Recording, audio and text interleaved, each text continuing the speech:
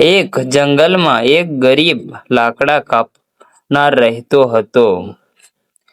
તે રોજ સવારે જંગલમાં જઈને લાકડા કાપતો હતો અને શહેરમાં વેચીને પોતાનું ગુજરાન ચલાવતો હતો.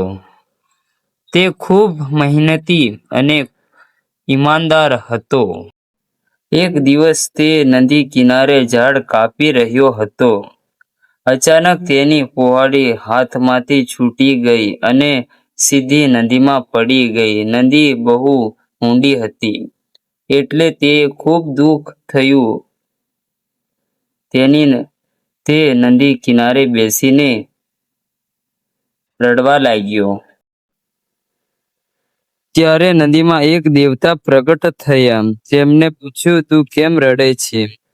લાકડિયારાયે સાચી વાત કરી. દેવતાએ નદીમાં ઉતર્યા અને એક સોનાની કુહાડી લઈને આવ્યા. તેમણે પૂછ્યું, આ તારી છે? લાકડિયારાયે કહ્યું, ના, મારી નથી. પછી દેવતા ચાંદીની કુહાડી લઈને આવ્યા. લાકડિયારાયે પૂછ્યું ફરી, આ તારી છે? લાકડિયારાયે કહ્યું, આ મારી કુહાડી નથી. છેલ્લે દેવતા તેની જૂની લોખંડની કુહાડી લઈને આવ્યા. લાકડિયારાયે ખુશ થઈને કહ્યું, હા, આ મારી છે.